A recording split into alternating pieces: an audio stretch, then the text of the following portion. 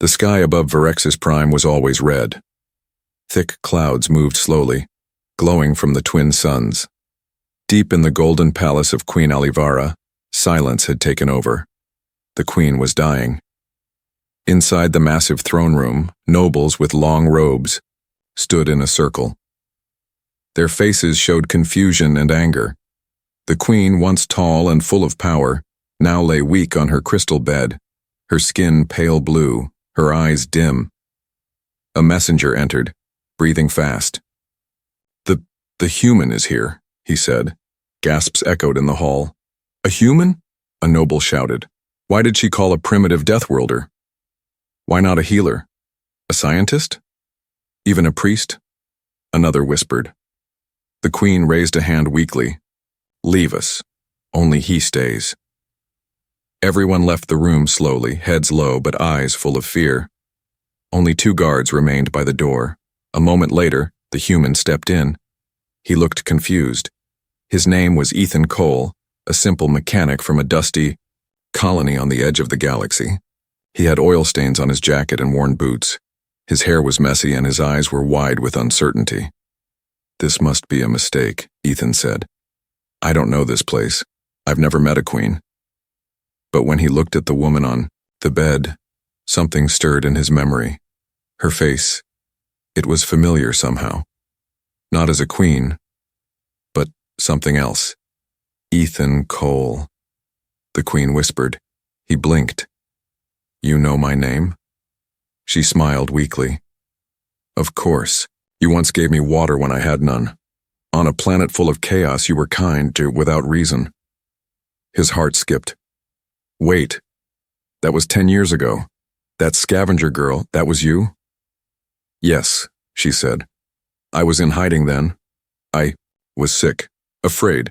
You helped me. I never forgot. Ethan stood still. But why me? Why now? The queen took a deep breath. Her voice was slow but heavy. Because I am dying. And you are my last request. He looked around, still unsure if this was a dream or a trick. What do you mean, last request? The queen looked toward a golden box beside her bed. She pressed a button, and a small metal orb floated out. It showed a glowing map of the galaxy, planets blinking like stars. There is something coming, she said. Something dark. And I have no heir. No one I trust among the nobles. They want power, not peace. So, what do you want from me? Ethan asked, his voice low now, more serious. I want you to protect something. Someone, she whispered. Suddenly, the orb changed. It showed a strange symbol, a mix of human DNA and alien code. Ethan stepped back. What is that? She didn't answer. Her breath was shallow now. You came to me once, she said, when I had nothing. Now I give you everything I have left. Trust no one, except the maid, Virea, and the old general, Karnan. They will guide you. She paused. Go to the lower chambers. They will take you to the truth. Ethan felt his heart racing. This was bigger than him. Way bigger. The doors opened suddenly. A sharp voice shouted, Stop him! 3 nobles rushed in with armored guards. The queen's eyes widened. Run! Ethan turned and sprinted out the side door just as a laser shot hit the wall behind him. He didn't understand what was going on, but one thing was clear. He wasn't just a guest. He was now part of something dangerous, and possibly the last hope of a dying empire.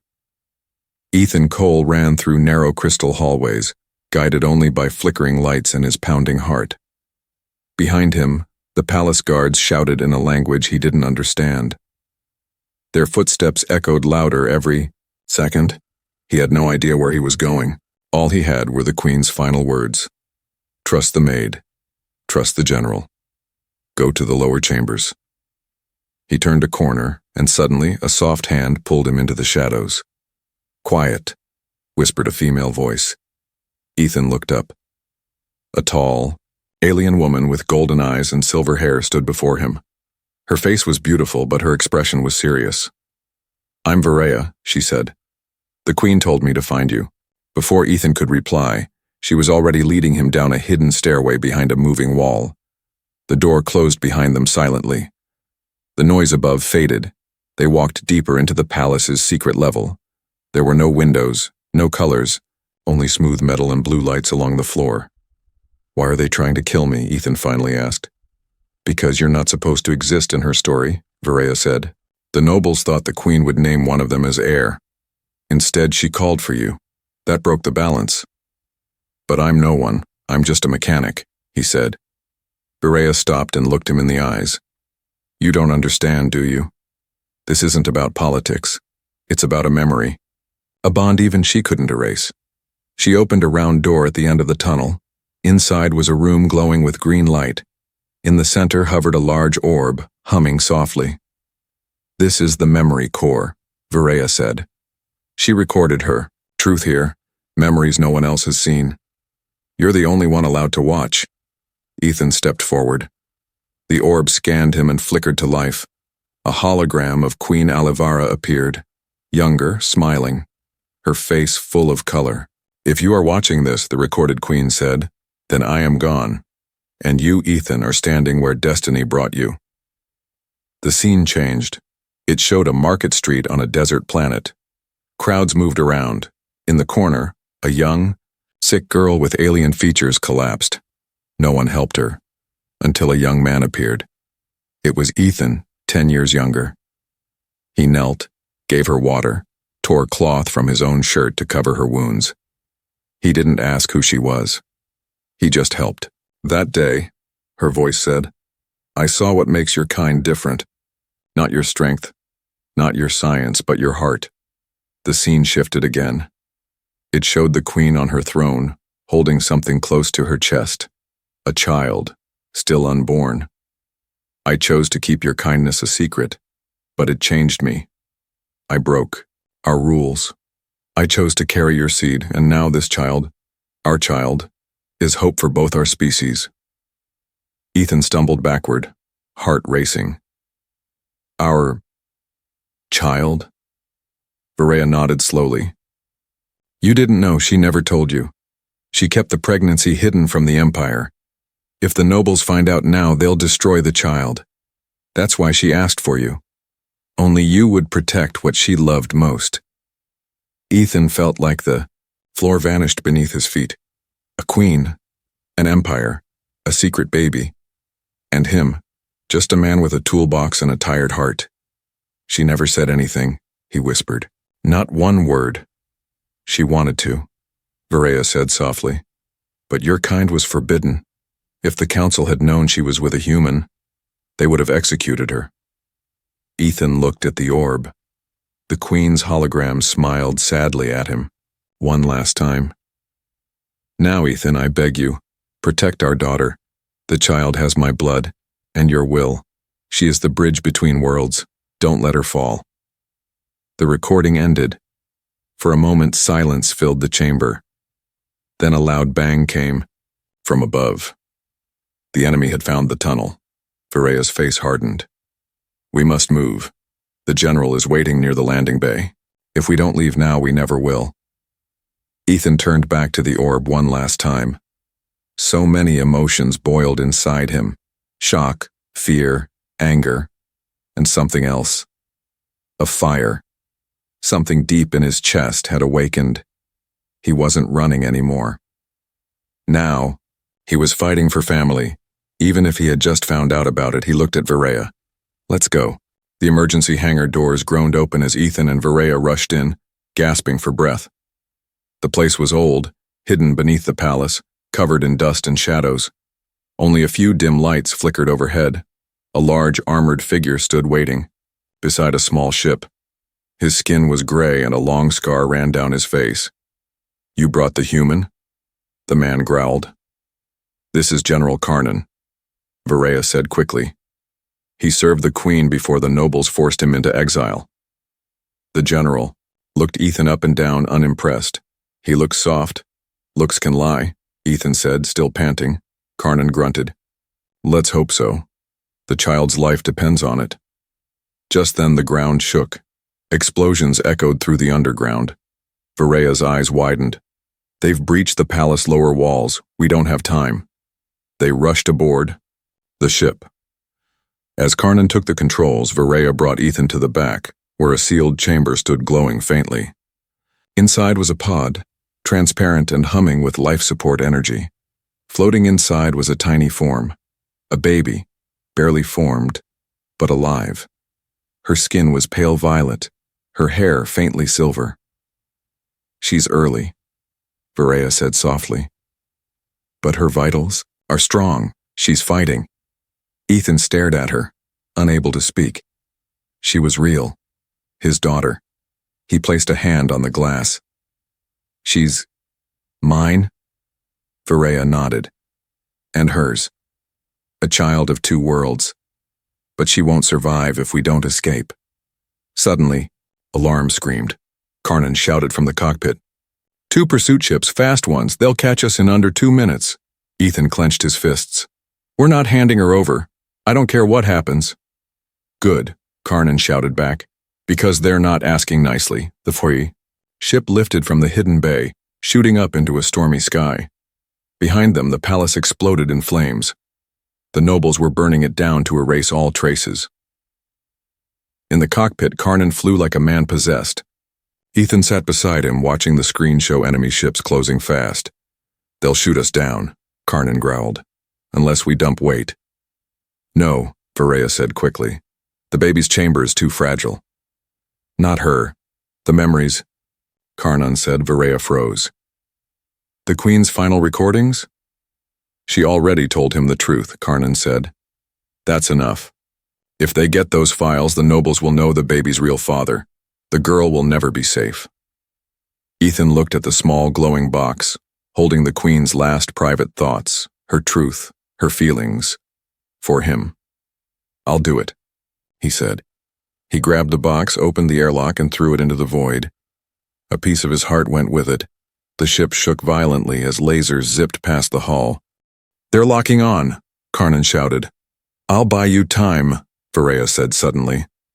She turned, grabbed a rifle, and ran toward the back hatch. Ethan ran after her. What are you doing? I was trained for this, she said. You weren't. You don't have to die. She gave a small smile. This baby, this future, it means something. Go, Ethan. Raise her strong. Then she pressed a button, and the back of the ship blew open. A small escape wing detached, drawing the enemy ships toward her heat signature. Ethan screamed, but Karnan pulled him back. She knew what she was doing. Now we survive. For them. With the enemy ships chasing the decoy, Karnan pushed the engine to full. The ship vanished into hyperspace. Silence returned. Ethan sat alone beside the pod. The baby slept, unaware of the war outside. Unaware she had already lost a mother and nearly her life. Karnan joined him. You still think you're just a mechanic? Ethan shook his head slowly. No, I'm a father now, and someone's going to pay if they try to take her from me. Karnan nodded. Then we'll begin the hiding. The girl must disappear for years, until she is ready to claim what's hers. Ethan looked out the window, stars blurring past. Then teach me, General, he said quietly. Teach me how to raise a queen. The stars outside looked peaceful, but inside the ship, silence felt heavy. Ethan Cole stood quietly beside the glowing pod where the infant slept, unaware of the chaos left behind. He stared at her small form, the way her tiny chest rose and fell with each breath. Half human, half alien royalty. His daughter. A few hours ago he was fixing a generator on a desert outpost. Now he was a fugitive, a father, and protector of a queen-to-be. Behind him, General Karnan was adjusting the ship's course. The once feared warrior moved with quiet urgency, setting their path toward a deep space zone called the Fracture Belt, a wild region where signals died, and no one dared follow. No one will find us there, Karnan said. But even that's only temporary. The nobles won't stop, they'll search every system. Ethan nodded. So we keep running? Karnan shook his head. No. We prepare. The general opened a panel on the wall, revealing a set of memory crystals and a strange, glowing tablet. These are from the Queen. Lessons, languages, history, even battle tactics, everything the child will need. Ethan's brow furrowed. You expect me to raise a child in hiding, teach her how to be a ruler, while enemies chase us across stars? You're her father, Karnan said simply. You don't need to be perfect, just willing. Ethan sat beside the pod. The ship vibrated softly as they drifted into the asteroid field. He looked at the sleeping baby again. I didn't ask for this, he whispered. No parent ever does, Karnan replied. But the ones who stay, that's what makes the difference. Suddenly the lights flickered. Karnan spun to the controls. Something's following us. Ethan jumped to his feet. I thought we lost them. This isn't a noble ship, Karnan growled. It's worse. A shape appeared on the radar, a black, smooth vessel without any markings. It wasn't government. It wasn't military. It was a hunter. Bounty? Ethan asked. Karnan nodded, grimly. Elite class, probably hired by a noble house, fast, silent, deadly. The enemy ship began closing in. A signal was broadcast, cold and robotic. Surrender the child. No pain necessary. Refuse and all aboard will perish. Ethan looked at Karnan. What now? The general's voice was calm. Now, we break the rules. He activated the ship's emergency shield burst, a short-range energy field that could blind sensors for 10 seconds. The ship dropped sharply, diving between two massive rocks, but it wasn't enough. A direct hit shook the hull. Sparks flew. Ethan grabbed the pod to keep it from rolling. Engines failing, Karnan shouted. Can we land somewhere? Maybe. One of the fractured moons nearby. Ethan didn't wait. Do it. I'll protect her on the ground. They crash-landed moments later on a small, icy moon, covered in jagged rock and thick fog. The ship's systems failed one by one. They had minutes before it would go completely dark. Karnan grabbed emergency gear. We take the child and move. The hunter will come. We hold them off. They left the broken ship behind, stepping into freezing winds and thick white mist. The pod floated gently beside them, protected by its own shield. They didn't speak. Every step was a race against time. Then, out of the fog came a figure, black armor, red visor, no sound, no hesitation. The bounty hunter raised a plasma weapon. Ethan stepped in front of the pod.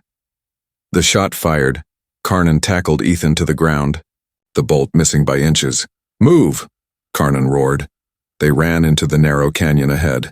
The bounty hunter followed calmly, without rush, like he already knew how this would end, but he didn't know Ethan. In a sudden move, Ethan stopped, turned, and used a blast charge to collapse part of the cliff above. Rocks rained down, cutting off the path. For now. Karnan looked at Ethan with new eyes. You're starting to act like a father. Ethan didn't smile. No, I'm acting like someone who's not letting history repeat. They found shelter in an old mining station, abandoned, cold, but safe for a few hours. As the pod recharged and the baby slept peacefully, Ethan stared into the quiet. He remembered the Queen's last words. She will unite what we never could. And, then he whispered to his daughter for the first time, I'll keep you safe, little star. Even if I have to become someone I've never been before. The cold shelter was silent, except for the soft hum of the baby's pod. Ethan Cole sat beside it, eyes half closed, body aching from the crash and the chase, but he didn't care. The tiny child inside, part human, part alien royalty, breathed calmly. She didn't cry. She didn't stir. But her skin was losing color. She's getting colder, Ethan whispered. Is that normal? General Karnan was quiet. He checked the pod system, then turned to Ethan with a grim face. She needs a medcore facility, he said. Soon. This pod is too weak to support a hybrid baby for long. Where can we go? Ethan asked. Karnan hesitated. There is one place.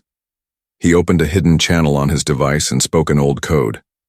After a pause, a voice answered, female, sharp and cold. State your emergency. Karnan replied. This is ex-General Karnan. I request passage to Station Black 12. The voice paused. That place was shut down. Not for me, Karnan said. And not for the child I carry. There was silence. Then the voice replied. Coordinates sent. One condition: if the child's condition is unstable, you take full responsibility. Karnan looked at Ethan. We're going to the Forbidden Star Clinic. Hours later, their backup ship was old and barely held together, but it moved. The cold moon disappeared behind them, and they jumped through hyperspace toward something illegal, hidden and full of secrets. Station Black 12 floated alone above a dead gas giant. It wasn't connected to any planet. No beacon, no trade, signals. Just black steel, scars from old battles, and silence. As they docked, Ethan stared out the window. This place doesn't look like a clinic. It was never meant to be, Karnan replied. It was a war lab, a place for medical tests too dangerous for the public. Ethan's stomach twisted. You're taking my daughter into a place like that? It's the only one that will treat her. Inside, lights flickered. The hallways were metal bones, dark and echoing. Robots moved silently, scanning them as they passed. Security drones hovered above. Finally, a tall alien woman in a sleek, white suit approached. Her eyes were silver, her skin pale green. You are late, she said coldly. This is Dr. Ressa, Karnan explained. She used to be the Queen's private bioengineer. Ressa looked at the child's pod and narrowed her eyes. Half human. Yes, Ethan said. She didn't react. Follow me. They entered a sealed room where machines hummed and medical tables floated. Ressa took the baby into a special healing cradle filled with glowing fluid. She's strong, Ressa said. But weak, too. The hybrid genes are not stable. Her body is trying to balance both bloodlines. What happens if she can't? Ethan asked. She dies, Ressa said simply. Ethan stepped forward. Then fix it. Ressa looked at him, eyes unreadable. There's a way. But it requires a direct genetic imprint from the father. Ethan blinked. What does that mean? We give her your immune system, your DNA, not just a sample. We connect your blood to hers directly. She will become more human. And that's dangerous? For you? Yes. If she rejects the bond, you both may die. Karnan spoke for the first time in a while. You don't have to do this, Ethan. We'll find another way. Ethan looked at the child, tiny, barely alive. He remembered her mother's voice whispering, because humans never give up. He pulled up his sleeve. Do it. The process began, needles connected to his arm, tubes linked to the baby's healing pod. Machines clicked and beeped, lights flashing. His heart pounded as his blood flowed into the pod, into her. At first, nothing changed. Then the baby cried. Loud, strong. Ressa gasped. She accepted the bond. Ethan felt dizzy but smiled. That's my girl. Suddenly, alarms blared.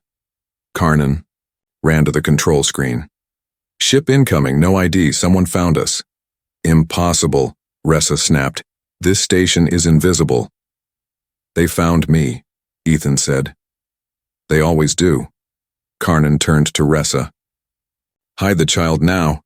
Ethan grabbed a weapon from the wall. His legs shook from the blood transfer, but his hands were steady. He turned to Ressa. Can she live without me now? Yes, she said. But she'll need you? Ethan nodded. Then I'm not dying today. Outside, a black dropship approached, silent like a shadow. More bounty hunters, elite class.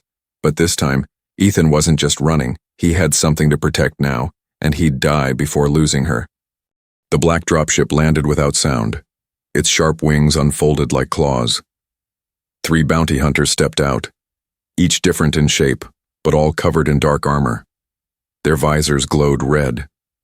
Inside Station Black 12, the lights dimmed. Ethan. Cole stood with a rifle in hand. Blood still drained from his arm where his life had been connected to the child. His legs felt like stone. His breath was uneven. But he didn't move. Behind him, the baby girl, now stronger, her skin glowing faint violet, slept safely inside her medical pod. Dr. Ressa stood beside her, fingers dancing across a control panel to seal the pod inside a protection capsule. General, Karnan locked the main doors. We hold this hallway. No matter what. Ethan nodded. They want her? They won't leave without her. From the shadows ahead, the first hunter stepped in.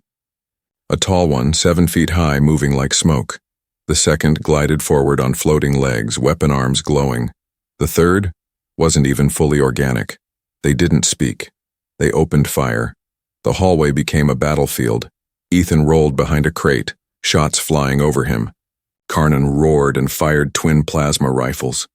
Ressa activated floor turrets hidden in the walls. Sparks flew. One of the bounty hunters fell back, smoking and broken, but they kept coming. Ethan's arm ached, but he fired back with all he had. Each time he looked back, he only thought of the child, his daughter, the last wish of a dying queen, a future born from 2 worlds. Ressa shouted, "I've sealed the pod. It can survive space if we launch it." Karnan turned, "But who will protect it once it's out there?" Ethan looked down at his bleeding arm. "I will." Ressa stared at him. "You won't survive the launch." Ethan said nothing, but Karnan stepped forward. "No, I'll go." Ethan blinked. "What?" "You've done enough. The Queen trusted me once. Let me finish this." Karnan walked to the pod, took the capsule on his back like a warrior carrying treasure. He turned to Ethan. "You raise her, you teach her honor. You tell her who her mother was." Karnan...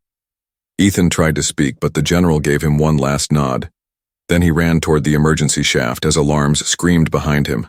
Outside, the hunters noticed the pod's launch. One of them turned to follow, but Ethan tackled him mid-run. They crashed through a sidewall into fire and sparks. He didn't fight like a soldier, he fought like a father, raw, angry, desperate. In the end, the hunter died. And Ethan, barely conscious, stumbled back into the ruined hallway. Ressa pulled him out as the ceiling cracked. "The station's collapsing." "Where's my daughter?" he whispered. "She's gone," Ressa said. "But she's alive. Karnan made it. I tracked the capsule. It entered a warp drift. No one can follow it." Ethan closed his eyes. Tears mixed with blood. She was safe. 6 years later, the planet was green, wild, untouched. On a hidden farm near the forest, a small girl ran barefoot, through the grass. Her hair was silver. Her eyes glowed softly with human warmth and alien mystery.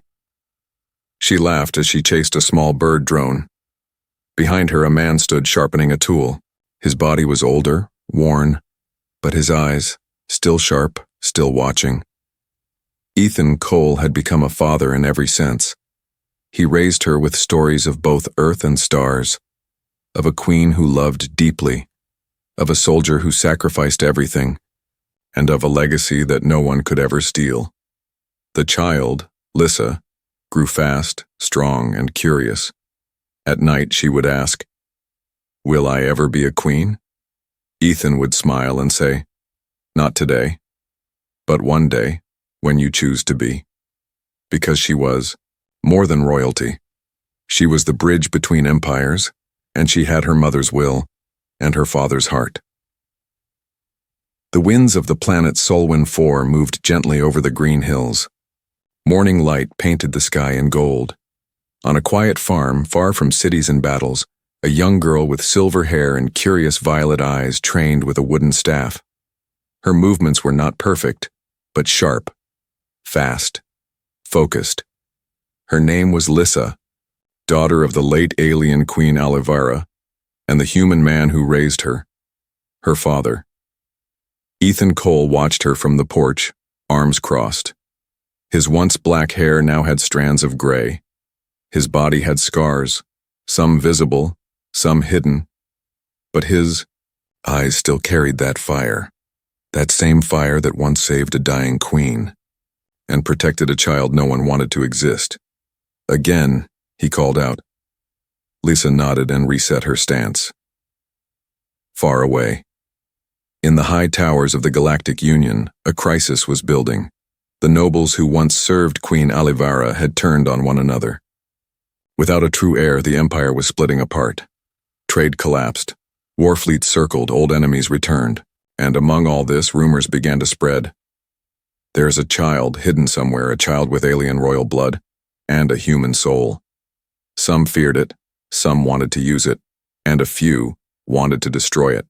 But deep in the shadows, one man had been watching all this with quiet rage. Lord Varnath, Alivara's cousin, once denied the throne, now desperate to claim it fully.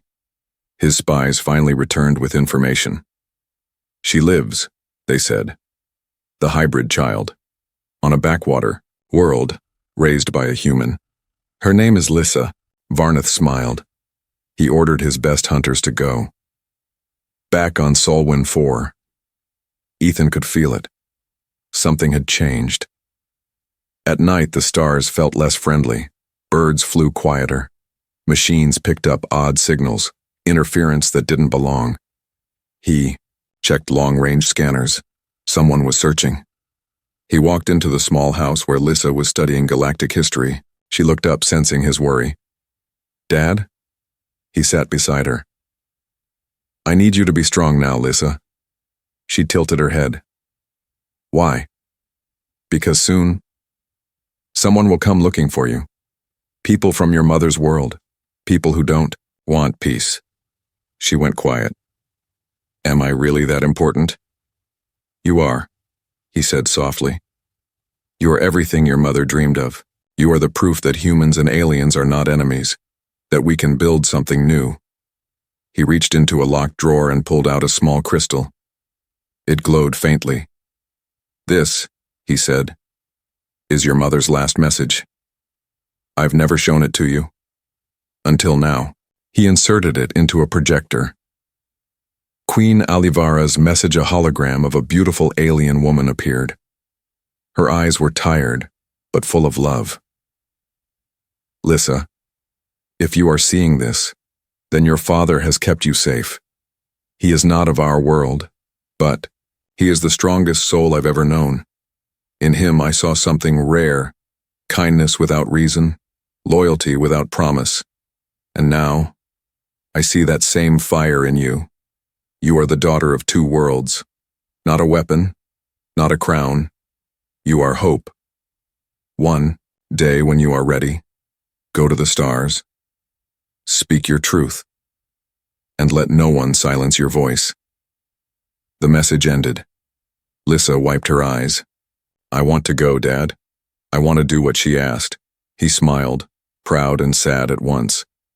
Then we'll go together. The attack begins. They didn't come in a fleet. They came in shadows. Silent dropships landed near the mountains. Drones spread through the woods. Lord Varnath's elite soldiers wore black armor and moved without sound. They found the house. But it was empty. A motion-triggered message played. She's not here, but I am. Ethan colon the valley. Ethan stood alone on a cliff holding an old plasma rifle. He looked tired, but he smiled. When the soldiers surrounded him, he raised his hands. You're too late. She's gone. A commander stepped forward. You're lying. Ethan shook his head. She's gone to do what none of you ever could. Bring peace. The next day, on the diplomatic station Haven Light, built in neutral space, alarms sounded. A small ship approached. It carried no weapons, no flags, just one passenger. The station, guards almost denied entry until they scanned her. Royal signature detected, cross-matched with human DNA, confirmed, hybrid heir of Alivara. Lisa stepped onto the platform. She wore a simple cloak, her silver hair blowing in the artificial wind. Reporters gasped, delegates stared. No one spoke. She walked straight into the great council hall, where dozens of species had gathered. All were shouting about war, borders, power, until she spoke. My name is Lysa Cole Alivara. I am daughter of a human and a queen, and I am not here to take a throne. I am here to remind you why the galaxy is falling. Not because we are different, but because we forgot how to listen. Her voice was clear, honest, not political. She told them about her life on Solwyn, about the dreams her mother had, about the human who risked everything, not for power, but for love. Some rolled their eyes, but others leaned forward. She held up her mother's crystal and let the Queen's final words play for all to hear. By the end, the room was silent. Meanwhile, Ethan Cole fought like a ghost. He led soldiers through traps in the forest, outwitted them, crushed their drones. In the final battle, he faced Lord Varneth himself. I should have killed you the day she chose you, Varneth hissed. Ethan, bleeding and exhausted, looked up. She didn't choose me over you. She chose peace over greed. They fought, one-on-one, and Ethan won. 1 year later, a great banner was raised above the new Galactic Unity Forum. It showed two hands, one human, one alien joined together. Below it a symbol, the crest of Queen Alivara, and a star, the symbol of Earth. Lysa now stood not as a queen but as a bridge, an ambassador of unity. And behind her, sitting quietly in the crowd, was Ethan. No longer hiding, no longer hunted. Just a father. She found him after the ceremony. He opened his arms. You did it, kid. She hugged him tight. No, we did. He pulled back and smiled. So, ready for your next job? She laughed. Which one? Teaching the galaxy what it really means to be human. Epilogue legends say the galaxy almost fell apart, but one small child, born from love, raised in secret, brought it back together. Not with war, but with words. Not through bloodlines, but through heart, and none of it would have happened if one tired mechanic hadn't answered a queen's final request.